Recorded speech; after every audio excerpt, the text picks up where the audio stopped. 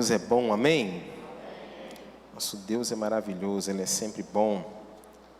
A sua infinita graça tem nos alcançado a cada dia. Queridos, nós estamos falando, nos últimos tempos, nas últimas semanas, temos falado a respeito do desafio da graça. E o desafio da graça, nós temos falado com uma intenção, um propósito. A palavra que Deus colocou no coração do pastor Ricardo, para que nós pudéssemos entendermos um pouco mais a respeito da graça e nós não fazermos confusão. Na primeira semana, nós falamos sobre o desafio da graça, o desafio da fé. Nós vimos que o justo, ele vive pela fé. Então, nós somos justificados em Cristo mediante a fé. Na segunda semana, nós falamos do desafio da graça, mas com base no desafio do amor. Porque Cristo nos amou. E à medida que Ele nos ama, nós devemos amar o nosso próximo, devemos amar as pessoas que estão à nossa volta. Na sequência, nós falamos sobre o desafio da justiça. Não a justiça humana, que a Bíblia compara ao trapo de imundícia, mas a justiça de Deus, aquela que não erra. Então, assim, nós devemos agir. Depois, na semana passada, nós falamos sobre o desafio da santificação. Nós falamos então que a santificação é um processo que nós estamos nele. Nós, como crentes, vivemos debaixo da graça, e nós falamos semana passada, com base na palavra do apóstolo Paulo, que nós vamos viver debaixo do pecado para que a graça, por acaso, seja maior. E Paulo fala para nós, de modo algum, nós não vamos viver debaixo do pecado para que a graça seja maior. Isso aí são pessoas que ainda não entenderam de fato o favor que receberam de Deus, porque graça significa favor imerecido, é um presente que nós recebemos do Senhor. A misericórdia o que é? É quando nós não recebemos algo que nós não merecemos. Por exemplo, quando nós pecamos, o que é que nós merecemos? A paga do pecado. E aí nós não recebemos de Deus. E Deus age então com a sua misericórdia. Então misericórdia é eu não receber algo que eu merecia receber. A graça não. A graça é eu receber além. É quando eu recebo um presente. E o que eu fiz para receber esse presente? Não é seu aniversário, você não fez nada. Você não abençoou ninguém está te retribuindo nada. Você recebeu simplesmente porque Deus te ama. Isso é graça. E nós temos falado então dessa graça bíblica. Então nós queremos entender de fato, biblicamente falando, o que é a graça de Deus. Porque é muito falado, mas às vezes pouco entendido e o que é pior, pouco vivido. Pessoas ainda têm vivido debaixo de jugo, como nós falamos semana passada, debaixo de escravidão, porque não entendem a graça. Porque é perfeitamente possível nós estarmos livres, mas não sabermos. Assim é o cristão ainda que vive debaixo de regras e dogmas, princípios estabelecidos por homens, e não consegue entender aquilo que Cristo fez há mais de 2000 anos atrás. Então, quando nós entendemos aquilo que Cristo fez por nós, nós vivemos então nesse processo de santificação. Então não é simplesmente algo que nós, temos que fazer assim, gemendo, espremendo. Não. Quando você entende aquilo que Cristo fez, a sua entrega é total. E quando nós nos entregamos totalmente, as coisas são leves. Ser cristão é fácil, não tem nada pesado, não tem nada, se está muito pesado, isso não é cristianismo. O pesado fala de obras, fala da carne, isso sim é pesado. E hoje então nós vamos falar do desafio da graça, mas na ótica do desafio das obras. Então, se nós estamos vivendo na graça, então nós não precisamos fazer mais nada, não é isso? É só receber. É isso mesmo? Não. Muito pelo contrário. Porque quando nós entendemos a graça, nós entendemos que existe algo que nós então devemos caminhar. E eu gostaria que você então abrisse comigo a sua Bíblia, lá em 1 Coríntios, capítulo de número 15. Nós vamos ler a partir do versículo de número 1. 1 Coríntios, capítulo 15, versículo de número 1. Enquanto você abre a sua Bíblia, eu quero simplesmente te lembrar que amanhã nós estamos entrando na segunda etapa, no segundo ciclo do nosso jejum e oração. 21 dias de jejum e oração. Então, a partir de amanhã, dia 9 de novembro, nós vamos até o dia 20, quantos? Vai dar? Dia 9 com 21, vai dar que dia? 30? 29, né? 29. Então, vai dar dia 29 de novembro. Esse é o segundo. Nós faremos 3 jejuns, até jejum e oração, até o final do ano. Então, estamos entrando no segundo ciclo. Temos vivido esses 100 dias do impossível para o homem, mas possível para Deus. Aquilo que é impossível para o homem é totalmente possível para Deus. E o nosso jejum não é para nós mudarmos o coração de Deus, não é para Deus simplesmente ficar com compaixão, com dó de nós e simplesmente fazer algo por nós, porque nós já entendemos que Ele já fez, amém? E como um pai bondoso, o pai bondoso ele tem prazer em abençoar o filho. E a pastora Valéria falou aqui a respeito de termos essa intimidade com o Espírito Santo, de nós ansiarmos em ouvir a voz do Espírito Santo. E o jejum para que é? É para que os nossos ouvidos, nosso coração esteja inclinado para as coisas de Deus, para que nós estejamos mais sensíveis à voz do Espírito. E como nós faremos? Esse segundo ciclo será um jejum de delícias, jejum de Daniel. Como que é esse jejum? Você vai tirar algo que você gosta, algo que você, assim, você ama comer. Então você vai tirar alguma coisa e durante esses 21 dias você não vai comer. Por exemplo, se você não gosta de comer jiló, pastor, vou jejuar de jiló. Para mim, se eu for jejuar de jiló, não vai ter efeito nenhum para mim, porque eu não gosto de coisa amarga. Então, eu não jejuando de jiló. Agora, tem pessoas que se tirar o jiló, ele passa mal. Tira o piqui, ele fica... Vocês entendem? Então, assim vai ser o nosso jejum durante esses 21 dias. Amém? Todos entenderam? Então, assim será. A Bíblia diz... Nós vamos ler a partir do versículo de número 1. Paulo está escrevendo para essa igreja e estava tratando de alguns problemas. A igreja de Acaia, que vivia ali na antiga Grécia. E a palavra do Senhor diz assim: também vos notifico, irmãos, o evangelho que já vos tenho anunciado, o qual também recebestes e no qual também permaneceis, pelo qual também sois salvos, se o tiverdes tal como vou-lo tenho anunciado, se não é que crestes em vão.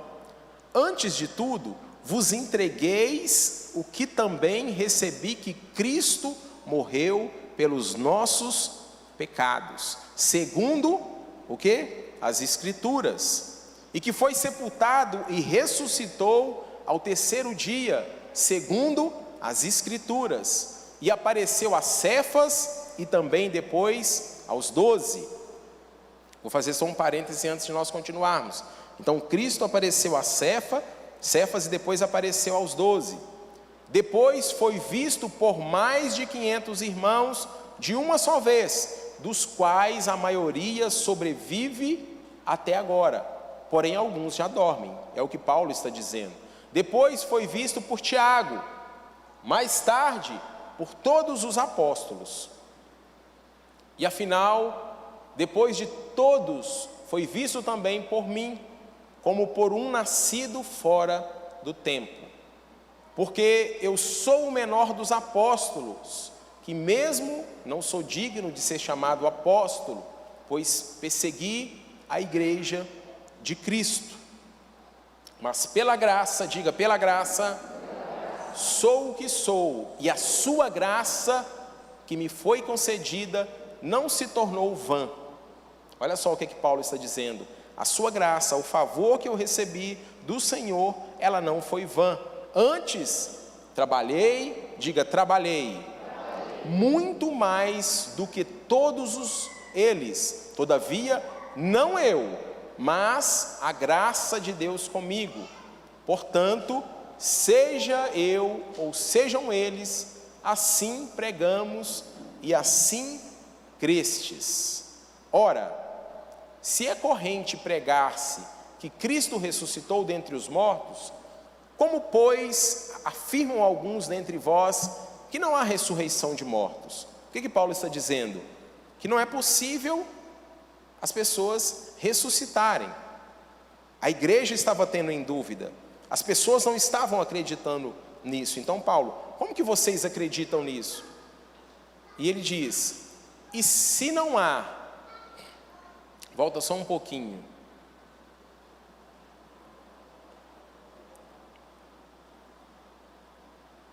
e se não há ressurreição de mortos, também Cristo não ressuscitou. E se Cristo não ressuscitou, é vã a vossa pregação e vã a vossa fé. Então percebam o que Paulo está dizendo. E somos tidos por falsas testemunhas de Deus.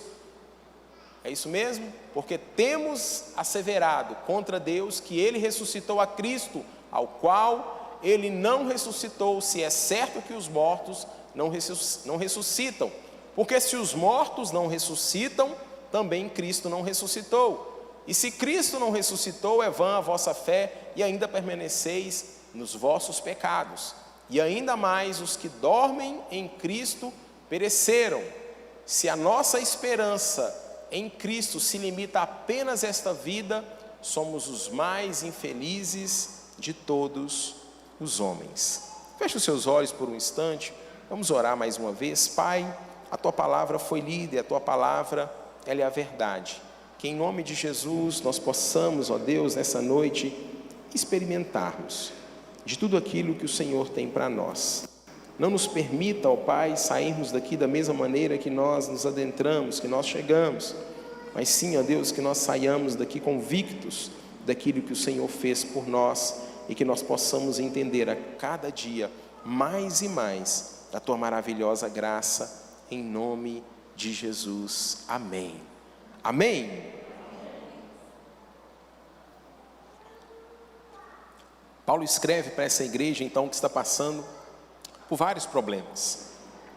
E dentre esses problemas, os judaizantes e os legalistas, eles estavam pregando contra a ressurreição dos mortos. Eles não acreditavam que era possível, como aconteceu a ressurreição de Cristo. Então, nessa parte especificamente, Paulo ele ensina a respeito da ressurreição de Cristo, e a ressurreição de Cristo é a garantia, ele escreve, da nossa própria ressurreição. Se nós não cremos que Cristo ressuscitou, então também nós não ressuscitaremos. E ele fala que nós continuaremos então a vivermos no pecado. Então, irmãos, nós precisamos entender que a ressurreição de Cristo, ou ela é o maior milagre da história, ou ela é o maior embuste da história, a maior mentira da história.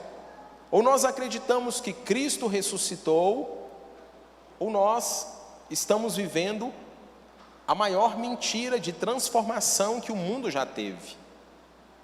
Mas Paulo, ele continua a dizer que Cristo venceu a morte, e para isso existiram pessoas, testemunhas, e ele começa falando de Cefas, e ele fala de Tiago, e ele fala de aproximadamente 500 pessoas que viram Cristo ressurreto.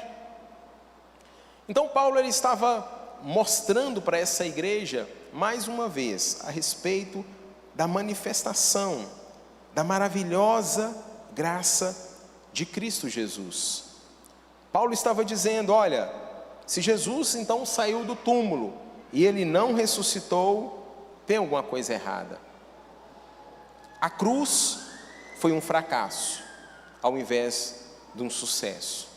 E Paulo então está ensinando para essa igreja, está falando para eles: olha, não caiam nessa mentira que estão querendo ensinar para vocês, que a ressurreição não é verdade, porque pessoas viram, inclusive eu tive um encontro pessoal com Cristo após ele ter ressuscitado.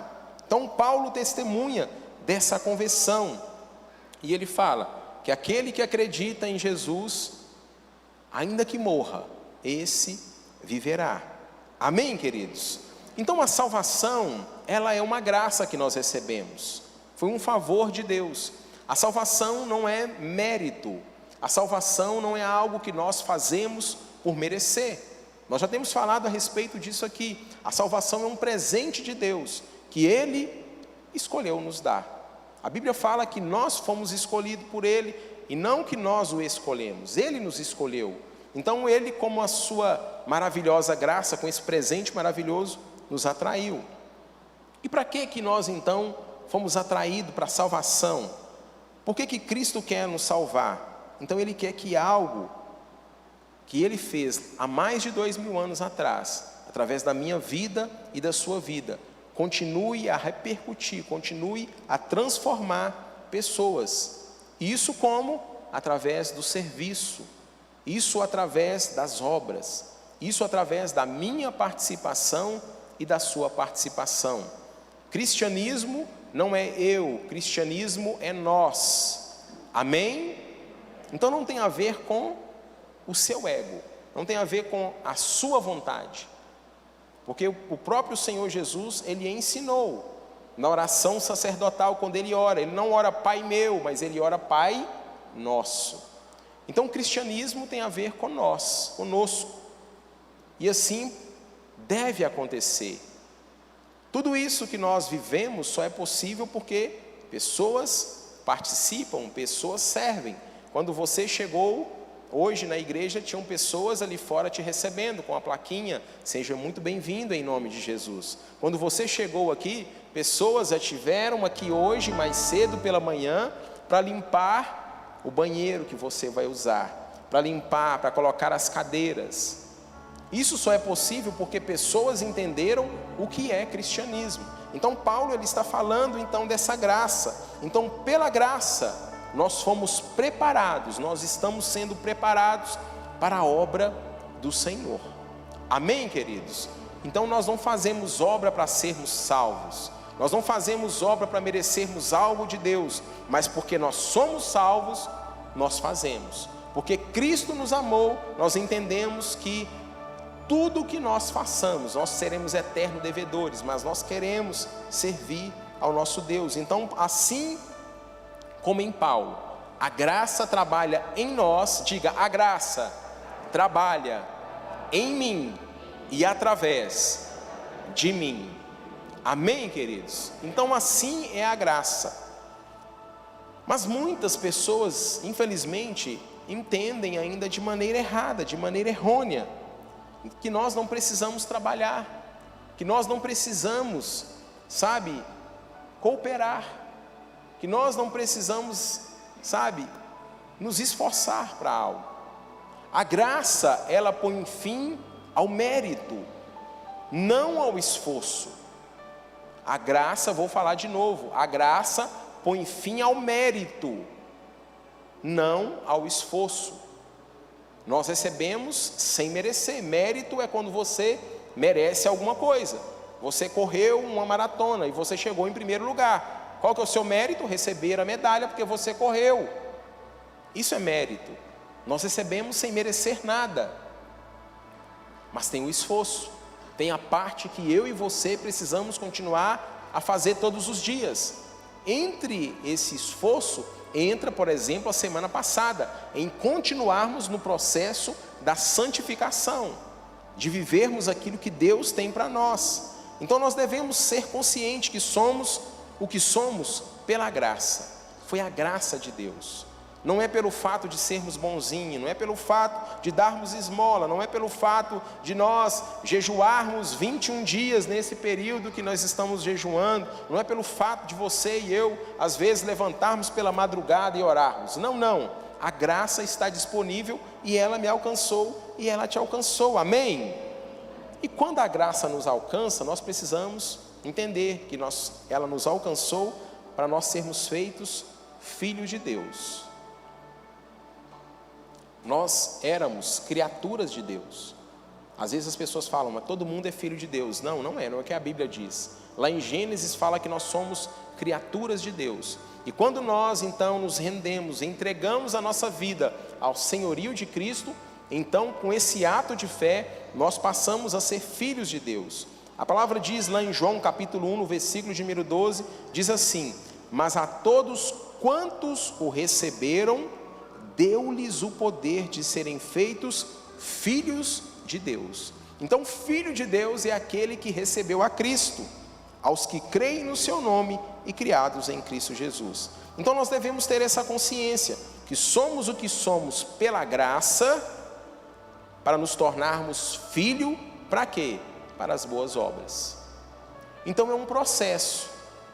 Somos o que somos não por mérito, mas pela maravilhosa graça do Senhor. Somos o que somos, eu sou o que sou, você é o que é diante de Cristo Jesus, por causa da graça que te alcançou. E assim você passa então a ser filho amado. E a partir do momento que nós somos filho amado, tem um propósito. Qual é o propósito de tudo isso? De fazermos boas obras, de servirmos uns aos outros. É o que a palavra do Senhor diz lá em Efésios capítulo 2, no versículo de 10, que diz assim, Efésios 2:10, porque somos feitura sua, criados em Cristo Jesus. Olha só, somos feitura sua, criados em Cristo Jesus para as boas obras. É que Paulo está dizendo na carta aos Efésios. Somos feituras do Senhor e somos criados em Cristo para as boas obras, as quais Deus preparou que andássemos nela. Então as obras que Deus tem preparado para nós é um caminho a ser trilhado. Não é um acidente, não é, hoje eu estou com vontade, hoje eu acordei disposto, então hoje eu vou servir. Hoje eu estou indisposto, hoje eu não quero saber de nada das coisas de Deus, hoje eu quero ficar no meu cantinho. Paulo ele está dizendo que nós devemos trilhar esse caminho, as quais Deus preparou para que andássemos nela, andarmos nela. Então as boas obras nós devemos andar nelas, e nós não podemos ser menos entregue do que quando nós vivíamos no pecado. A minha vida e a sua vida, ela precisa ser uma vida de entrega, de devoção ao Senhor. Quando nós vivíamos no pecado, nós sabemos o que é que nós fazíamos. E nós sabemos que o mundo investe pesado no pecado. O mundo investe de forma pesada. O pecado e as suas paixões fazem com que as pessoas, invistam tempo, dinheiro e muito dinheiro. Por exemplo, as redes sociais é uma bênção. Nós utilizamos as redes sociais. Mas nós sabemos que as redes sociais, infelizmente, existem pessoas que utilizam para o pecado. Hoje a pornografia, ela é algo terrível, mas muito lucrativa. Destrói famílias, destrói casamentos por causa da pornografia. Mas é algo que as pessoas investem pesadas. Então, quando nós estávamos perdidos lá, para e pensa como que era a sua vida. Eu paro e sempre olho para a minha vida. Por isso que eu falo que quando eu entendi a graça de Deus e quando eu comecei a viver de forma, de fato, entendendo essa graça, eu não posso fazer mais ou menos. Eu não posso fazer meia boca, porque eu entendo aquilo que Cristo fez por mim. Eu me lembro, eu sei de onde Ele me tirou. E quando Ele me tirou, eu sabia. Eu investia dinheiro, passava noites nas festas, nas farras, não media esforço para estar na galera, na gandaia. Então, será que hoje, com as minhas atitudes, eu tenho servido a Cristo como eu servia ao pecado? Eu tenho feito obras para Cristo como eu fazia quando eu estava vivendo no pecado? Então é uma pergunta que tem que ecoar dentro de mim, dentro de você, e nos levar a refletir. Quais obras, qual é a intensidade das obras que nós temos feito para o Senhor? Depois de convertido, liberto, salvo, como tem sido a sua dedicação? Ela tem sido inferior ou tem sido superior a agradar ao Senhor? Isso tem que ecoar dentro de mim, dentro de você. Será que nós fomos mais dedicados ao diabo quando nós estávamos no pecado? Ou será que nós somos mais dedicados hoje a Jesus? Então a graça, irmãos, ela não põe um fim no meu esforço e no seu esforço, na minha dedicação e na sua dedicação. Existem pessoas que faziam atrocidades, como eu já citei o meu exemplo. Chegava a época dessas festas de carnaval. Na época eu me lembro que eu trabalhava numa escala, trocava turno numa empresa, e quando eu trabalhava nessa empresa, às vezes eu estava escalado 6 a meio-dia, às 6 da manhã ao meio-dia, eu ia para a gandaia, na farra, e chegava em casa às vezes 5 horas da manhã, ia trabalhar 6 horas, só a capa do Batman, como se diz, todo arrebentado, mas ia trabalhar. Aí às vezes, irmãos, surge um gera-clamor, né, Valdinei? Surge uma situação, irmãos, vamos nos reunir para orar, irmãos, vamos jejuar, irmãos, vamos abençoar a vida do irmão que está passando por dificuldade. Aí quando você estava lá no pecado, você gastava, você pagava rodada de cerveja para os seus amigos, para os seus colegas, e não tinha problema não. Aí quanto mais você bebia, mais rico você ficava, mas era mentira do diabo, você ficava endividado, gastava mais do que podia. Eu sei, foi de lá que eu saí. Agora, irmãos, quando eu olho para a minha vida hoje, eu vou medir esforço para servir a Deus? Eu não posso. Eu vou servir só da forma que eu quero, na hora que eu quero, da maneira que eu quero? Não. A obra do Senhor, nós precisamos entender que ela é um conjunto de pessoas. Paulo fala sobre isso. Nós somos um corpo totalmente ligados. Corpo fala de conexões. O braço está conectado no tronco, a cabeça está conectada no pescoço. Nós somos assim. Se um parar, outros terão que se desdobrar para fazer. E quando nós entendemos que o princípio da palavra de Deus, através da sua infinita graça, e nós caminhamos assim, tudo se torna o quê? Mais leve.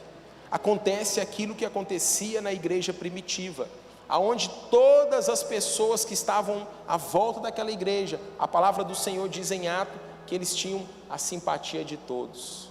Sabe por quê? Porque todos estavam envolvidos, todos tinham prazer em estar um com o outro.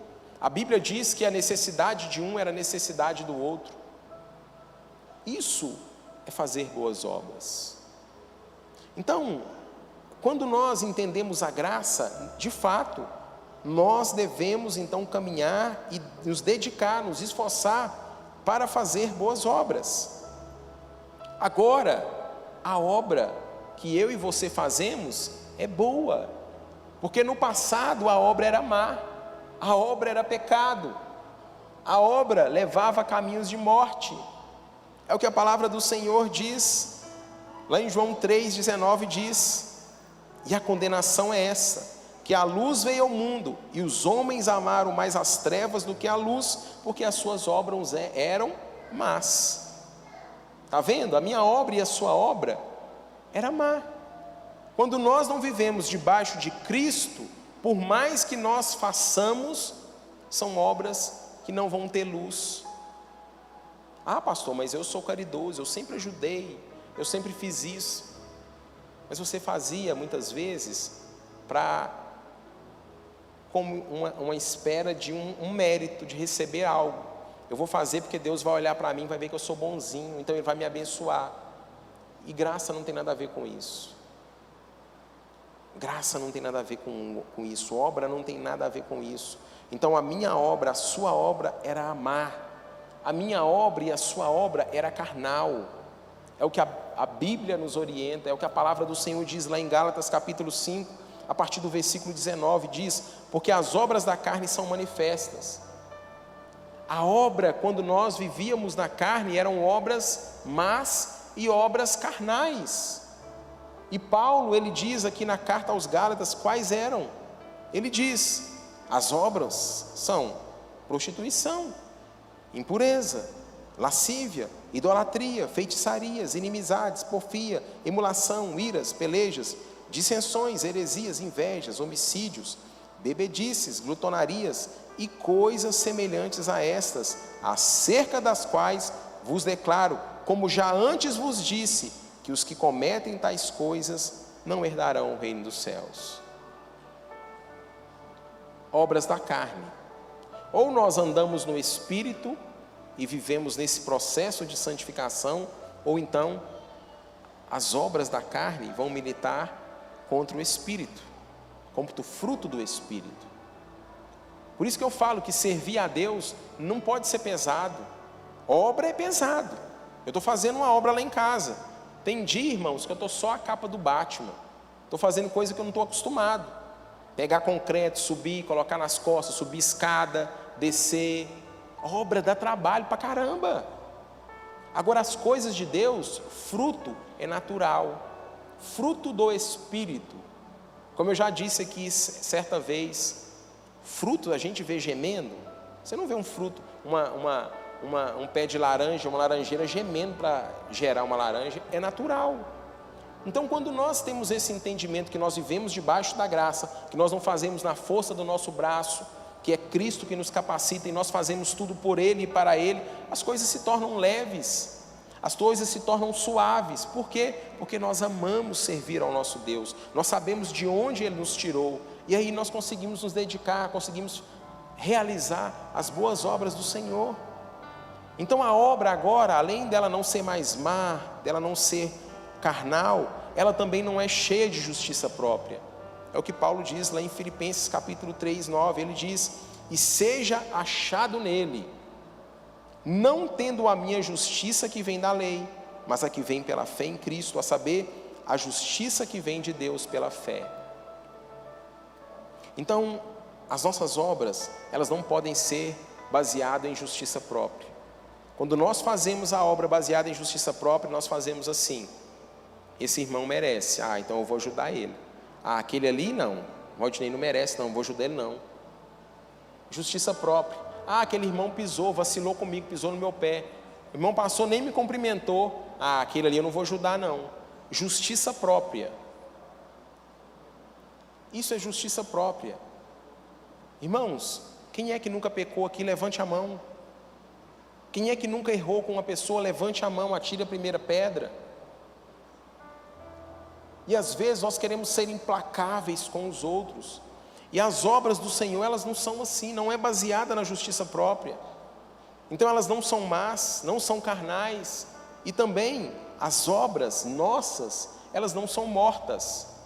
Porque a obra daquele que está debaixo do pecado é a obra morta. E o autor aos Hebreus, no capítulo 6, no versículo 1, ele diz: pelo que deixando os rudimentos da doutrina de Cristo, prossigamos até a perfeição, não lançando de novo o fundamento do arrependimento de obras mortas e de fé em Deus. É possível fazermos obras e elas serem mortas. Sabe por quê? Porque nós estamos fazendo debaixo da lei, debaixo do pecado. E para Deus não tem serventia nenhuma. Para Deus não serve de nada. E isso é muito sério. Então nós vivemos debaixo dessa graça. Então Paulo ele está dizendo, olha, vocês devem viver então debaixo da graça. Vocês devem viver debaixo da luz. Vocês tiveram um encontro com Cristo. Vocês tiveram a vida mudada, transformada através da cruz ali no Calvário. E essa cruz do Calvário, ela não foi em vão, porque Cristo ressuscitou ao terceiro dia. É isso que Paulo está dizendo. Vocês receberam, agora tudo o que eu faço pela graça. É isso que Paulo está dizendo. A diferença então agora é que antes nós praticávamos às vezes boas obras, mas na carne, obras mortas. Agora não. As obras que nós praticamos são boas diante do Senhor. Sabe por quê? Porque a minha natureza e a sua natureza foi regenerada através de Cristo Jesus. Com o novo nascimento houve uma regeneração. Cristo fez tudo novo. Houve uma mudança na minha vida e na sua vida. É o que Pedro diz lá na sua primeira carta, no capítulo 1, no versículo de número 23, ele diz, sendo de novo gerados. É o que Paulo também fala do novo nascimento. É o que Jesus também fala do novo nascimento. É possível voltar para o ventre da minha mãe? O sumo sacerdote foi perguntar para Jesus, como é possível esse novo nascimento? Nicodemos ficou em dúvida, eu vou ter que voltar para o ventre da minha mãe? Como é possível? Mas Jesus estava falando não desse nascimento natural, mas do nascimento espiritual. E quando nós nascemos espiritualmente em Cristo Jesus, há uma regeneração, algo é transformado. Então Pedro ele diz, sendo de novo gerados, mas agora não de semente corruptível, mas de incorruptível, pela palavra de Deus, viva e que permanece para sempre. Amém? Permanece para... Por que às vezes nós queremos viver e esquecer que é para sempre? Por que às vezes nós começamos a servir o Senhor? Por que nós começamos às vezes a caminhar no Senhor e desistimos? Sabe por quê? Porque não vivemos debaixo da graça, não entendemos a graça. E nessa carta, gente, é maravilhosa. Paulo ele fala de uma maneira tão maravilhosa, ele fala a respeito da lei, ele fala da graça em Romanos, ele fala em Coríntios, ele fala em Gálatas. É algo assim que nós precisamos entender. E quando nós entendemos isso, sabe, tudo muda. E a minha obra e a sua obra, então, ela passa a ser verdadeira, ela passa a ser boa diante de Deus. É o que João diz lá no capítulo 3, no versículo de número 21. Isso acontece comigo. E Paulo então ele vai dizer, olha, não torne então a graça vã, ou seja, sem efeito. Não torne a graça sem efeito. Porque quando nós vivemos então debaixo do pecado, nós estamos anulando a graça, um presente que nós recebemos de Deus. E Paulo então ele diz, olha, não torne a graça vã. E como que nós então tornamos essa graça vã? Max Lucado, ele escreve no seu livro a respeito da graça, ele fala, somos presunçosos não quando nos maravilhamos na graça de Deus, mas quando a rejeitamos. Vou ler de novo. Somos presunçosos não quando nos maravilhamos na graça de Deus, mas quando a rejeitamos. Quando que nós rejeitamos? Voltando aos velhos rudimentos, voltando às velhas práticas. Isso é terrível. Então, quando nós não trabalhamos, quando nós não cooperamos, quando nós não nos envolvemos na obra do Senhor, nós estamos rejeitando aquilo que Ele fez há mais de 2000 anos atrás. Nós estamos dizendo aquilo que o Senhor fez não foi suficiente. Se eu fui alcançado pela infinita graça de Deus, o que eu posso fazer? Levar essa graça para outras pessoas, falar dessa graça, desse amor que vem e transforma. Então, primeiramente, isso acontece quando nós rejeitamos a graça. quando nós tentamos acrescentar algo à graça, na obra da cruz. Quando nós começamos então a agir na carne e não na fé. Isso faz com que a graça seja vã. Eu quero acrescentar algo mais. Eu preciso de algo mais. E nós não precisamos. Primeiro ponto, quando nós tornamos a graça vã. Segundo ponto, quando então eu não coopero. Quando eu não quero trabalhar. Deixa para o irmão do lado. Limpar não. Já tem muita gente que limpa. Pregar não, já tem muita gente que prega. Anunciar o evangelho na minha família? Não, para quê? Minha família você não conhece. São pessoas difíceis, não merece não. E quem disse que você merecia? Quem disse que nós merecíamos? Então, irmãos, nós somos chamados a sermos cooperadores do Senhor. Jesus, certa vez, estava conversando com os seus discípulos, e ele falava: olhem para a seara, olhem para os campos já estão preparados, é só vir colher. Olha para vocês verem, já está branquinho, está no tempo da colheita. Mas o que Jesus fala? Agora vocês precisam rogar ao Pai para que envie o quê? Trabalhadores, cooperadores, porque a seara é grande, mas os trabalhadores são poucos. Irmãos, quando nós entendemos a graça de Cristo, quando nós entendemos o que Cristo fez por nós, nós não podemos simplesmente entrar por essas portas, sair e vivermos como se nada tivesse acontecido. Irmos para nossa casa, não falarmos do amor de Jesus para ninguém que nós conhecemos, não nos envolvermos com as pessoas que estão à nossa volta, não nos envolvermos com os vizinhos que Deus colocou à nossa volta, no trabalho que Deus nos colocou. Nós falamos aqui recentemente, nada acontece por um acaso. Deus planejou todas as coisas, Deus estabeleceu o local que você nasceria, Deus estabeleceu a família que você nasceu, Deus estabeleceu inclusive o local que você mora, com um propósito: para que eu e você anunciemos a sua maravilhosa graça para essas pessoas que estão vivendo debaixo do pecado, para que as pessoas entendam, para que as pessoas vivam em liberdade, para que as pessoas possam ser, libertas do cativeiro, das algemas, dos grilhões que prendem. Isso é nós entendermos e vivermos o desafio da graça. Então, quando nós ficamos inertes, parados, nós estamos falando que a graça foi vã.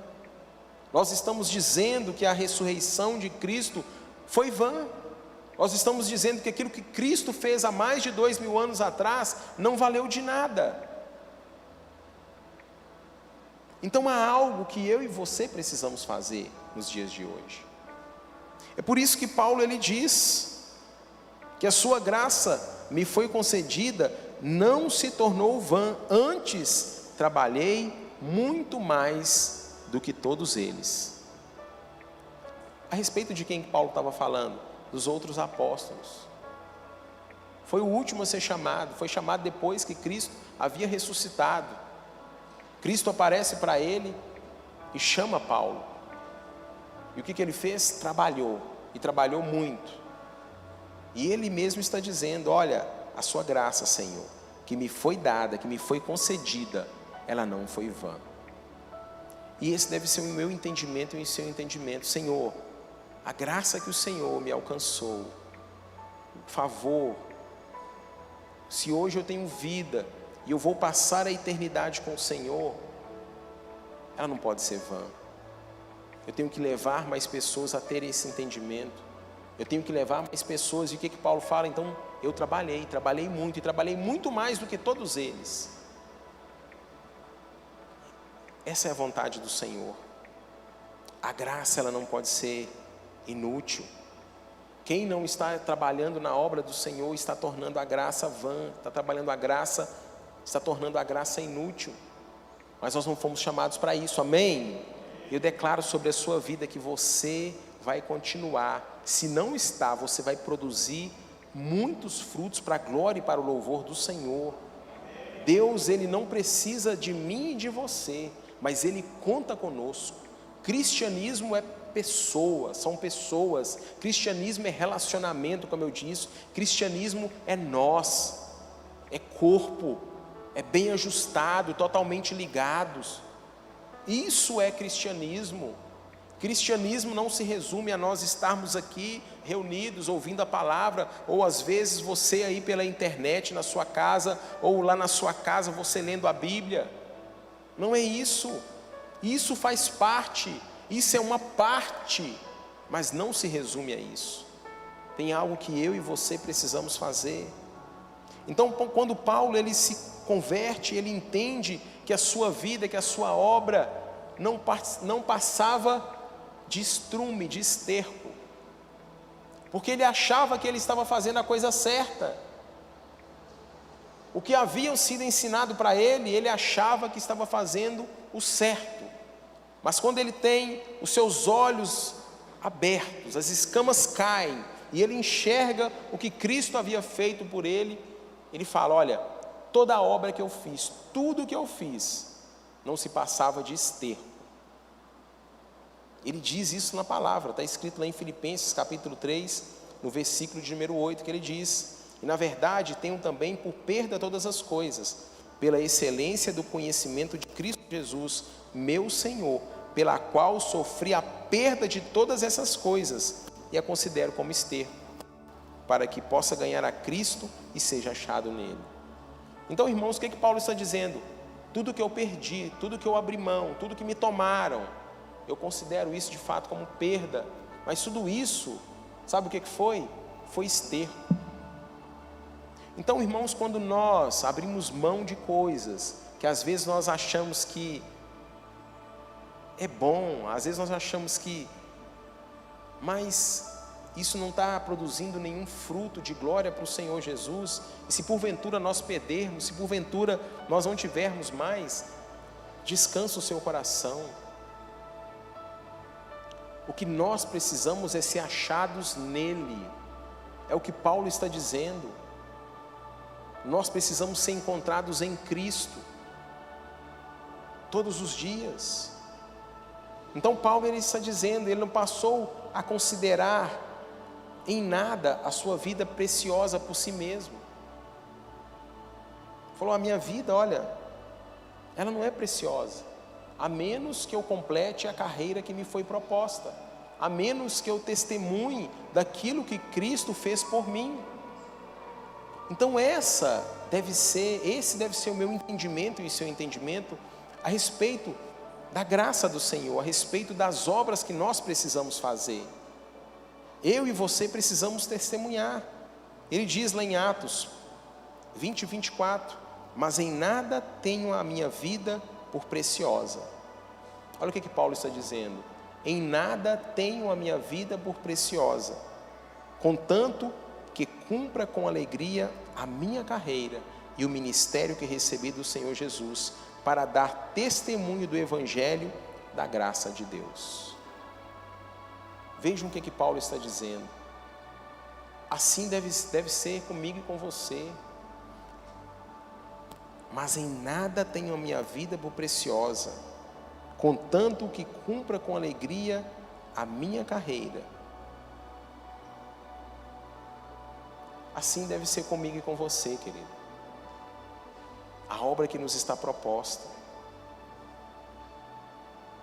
Porque, irmãos, quando nós então vivemos e entendemos que quando Cristo se entrega por nós, nós recebemos essa graça maravilhosa, essa graça que nos constrange, quando nós entendemos que pela muita graça, pelo muito amor, pelo muito favor, sabe o que acontece?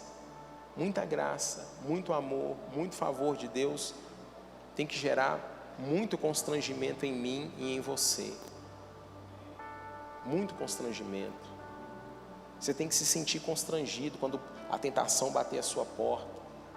Você tem que se sentir constrangido quando você sabe que você precisa fazer algo e você não faz.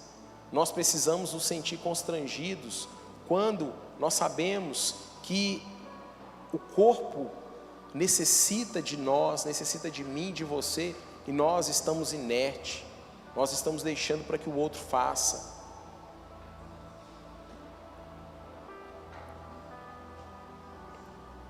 Segunda Coríntios capítulo 5, no versículo 14, ele diz: porque o amor de Cristo nos constrange. Quando nós entendemos a graça e o amor de Cristo, nós nos sentimos de fato constrangidos, julgando nós assim, que se um morreu por todos, logo todos morreram. E ele morreu por todos, para que os que vivem não vivam mais para si, mas para aquele que por eles morreu e ressuscitou. Isso é evangelho, irmãos. Não é simples, mas não é difícil. É esforço, é labor. A palavra do Senhor diz que o reino de Deus é tomado por esforço. Tem algo que eu e você precisamos fazer. Como eu disse, o seu esforço não vai fazer você mais salvo ou menos salvo. Se você tem a Cristo, você é salvo. Mas agora o meu esforço e o seu esforço vai fazer com que a obra do Senhor cresça. O meu esforço e o seu esforço vai fazer com que nós venhamos a viver uma vida de santidade, de dedicação, de busca pelo Senhor. Paulo, em Romanos capítulo 1, no versículo 14, ele diz: quando nós entendemos a graça, nós nos sentimos eternos devedores. Então ele diz: eu sou devedor tanto a gregos quanto a bárbaros, tanto a sábios como a ignorantes. Uma outra versão ele diz: pois é meu dever pregar a todos, tanto aos civilizados quanto aos não civilizados, tanto aos instruídos como aos sem instrução. Paulo fala assim: sede meus imitadores como eu sou de... Sede meus imitadores como eu sou de... Então nós devemos ser imitadores disso que Paulo está falando. É meu dever, é minha responsabilidade. Você precisa ter esse entendimento, é sua responsabilidade, é seu dever pregar a todos, tanto aos civilizados como aos não civilizados, tanto aos instruídos como sem instrução. Cruzou na sua frente, é meu dever, é seu dever falarmos da graça, do amor de Deus. Assim Paulo está dizendo. Então, irmãos, nós somos salvos pela graça. A graça nos alcançou. Não foi mérito, não foi algo que você fez para você merecer, mas há algo que eu e você ainda precisamos caminhar dia após dia para recebermos tudo aquilo que Deus tem para nós. A palavra do Senhor diz que a obra do justo condiz à vida, a do ímpio não. É o que está escrito lá em Provérbios 10:16. A obra do justo conduz à vida. Tudo o que você faz na presença do Senhor vai conduzir à vida, vai gerar vida. Amém, queridos? Quantos estão entendendo? Isso é descortinador. Isso transforma. E mais, irmãos, precisamos entender que para o local que nós vamos, não vai haver mais obra. A obra deve ser feita aqui e agora. Se você não fizer aqui, você não vai ter outra oportunidade. Há um ditado popular que a oportunidade, ela não costuma passar duas vezes na nossa frente, né? Cavalo selado passou na sua frente, você tem que montar. Na obra do Senhor é a mesma coisa. Depois que nós formos arrebatados, lá não vai ter obra para fazer. Então o que tem a ser feito é aqui. Lá vai ser galardão daquilo que você fez aqui na terra. Lá vai ser algo que nós receberemos através das obras que nós fizemos aqui na terra. Você tem a Cristo, todos vão para o céu. Agora o galardão vai ser de acordo com as obras que nós executamos aqui. Então lá no céu não vai ter mais nada para a gente fazer, não vai ter obra. Lá não vai ter órfão para você visitar, não vai ter viúva para você visitar, não vai ter casa para você limpar, lá não vai ter enfermo para você visitar, lá não vai ter nada disso. A obra, ela é aqui. Então às vezes nós aceitamos a Cristo e continuamos a viver como se fosse apenas uma religião. Aí nós estamos vivendo então debaixo da lei, debaixo do jugo. Se não há transformação, se não há envolvimento, eu sinto muito te falar, mas você está vivendo uma religião, mas você não está vivendo Cristo na plenitude. E essa palavra às vezes pode parecer dura, mas é uma palavra que traz vida, uma palavra que nos liberta. Foi para isso que nós somos chamados. Então lá em Eclesiastes capítulo 9, no versículo 10 diz: tudo quanto vier à mão para fazer, olha só, tudo que vier à mão para fazer, faze-o conforme as tuas forças, porque na sepultura, para onde tu vais, não há obra. Irmãos, então eu tenho aprendido isso, tenho tentado, me esforçado para viver tudo isso. Chegou na minha mão para fazer, faça. Agora faça não para homens, faça para o Senhor. Porque quando nós fazemos para o Senhor e nós temos esse entendimento, tudo é diferente. Quando nós fazemos para o homem, o primeiro pisão no dedinho que ele der no seu, você vai ficar revoltado. O primeiro pisão que ele der, uma resposta que ele der em você, você vai ficar... Agora, quando nós fazemos para o Senhor, estou servindo o irmão, mas para quem que você está fazendo? Para o Senhor. O irmão pisou no seu pé, te empurrou, te derrubou, fez coisa que você não... Senhor, foi para ti. Sabe o que é isso? Galardão. Os céus estão vendo, o Senhor está vendo tudo isso. Foi para isso que nós somos chamados, amém, queridos? Foi para isso. Então nós devemos ser sempre abundantes na obra do Senhor, envolvidos. Se envolva, trabalhe, sabe? Saia daqui com essa convicção no Senhor. Saiba que o seu trabalho no Senhor não é vão. Ele está vendo. É o que a palavra do Senhor diz lá em 1 Coríntios 15, 58. Paulo ele diz, portanto é o quê? Uma conclusão, não é? Portanto, ele está dizendo, meus amados irmãos, sede firmes e constantes. Sejam firmes e constantes, sempre abundantes na obra do Senhor, sabendo que o vosso trabalho não é vão no Senhor. Paulo está dizendo, sejam firmes e constantes, perseverem, constante. Não é como eu falei, hoje eu faço, amanhã eu não faço. Hoje eu quero fazer, amanhã eu não quero mais. Paulo está dizendo, sejam firmes e constantes, porque o trabalho de vocês não é vão no Senhor. O trabalho de vocês não é vão para o pastor, não é vão para mim. Da mesma forma que vocês trabalham, eu também devo trabalhar para o Senhor. E às vezes nós achamos que trabalhar para Deus é só o pastor, é só o líder, é só o irmão que tem um chamado especial. Não, irmãos. Todos nós, o chamado do cristão é universal.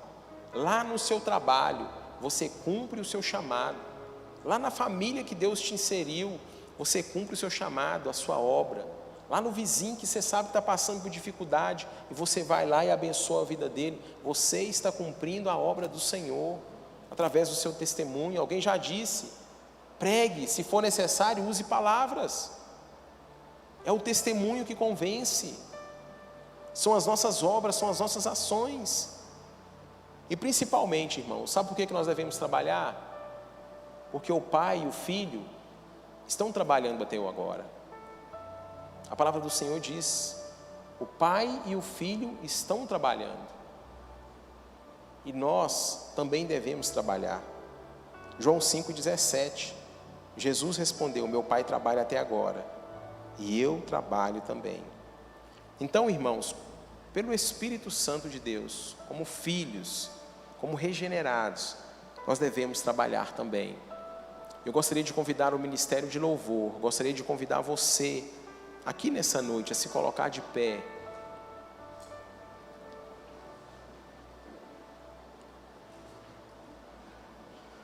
A sair daqui diferente, a sair daqui com o coração totalmente entregue e rendido a Cristo. Às vezes nós cantamos: tudo que tenho, tudo que sou, o que vier a ser, entrego a Ti, Senhor. E cantamos tantas músicas bonitas que às vezes nós choramos. Às vezes toca lá no fundo da nossa alma.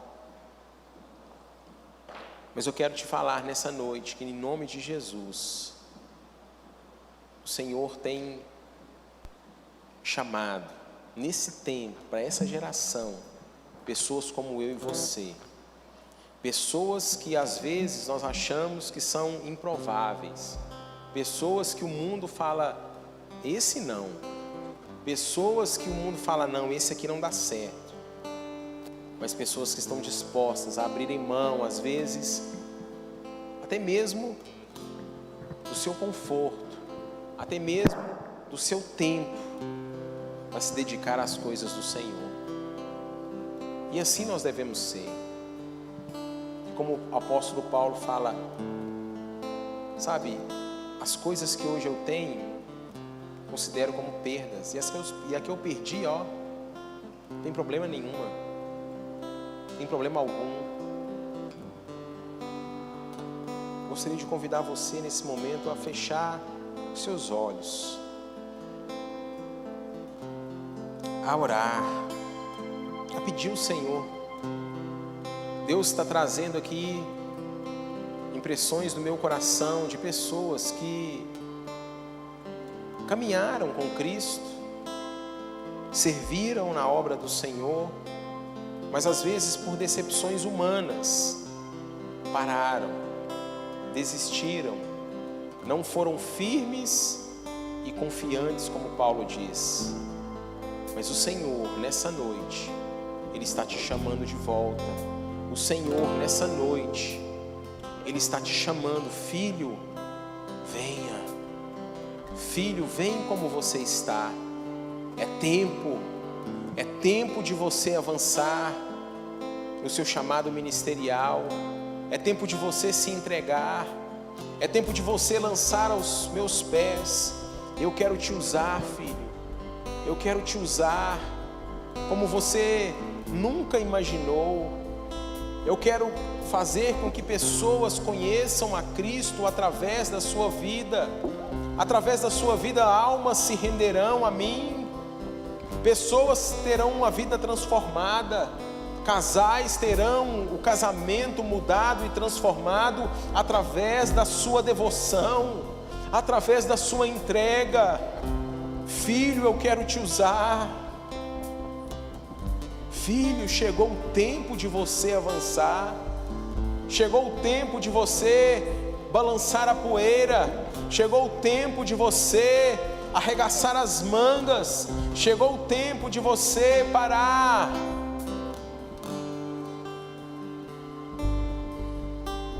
Com as coisas de menino. Chegou o tempo de deixar as coisas de criança para trás e avançar e romper. Feche os seus olhos, todos de olhos fechados. Alguém pode apagar a luz ali por mim, para mim, por gentileza.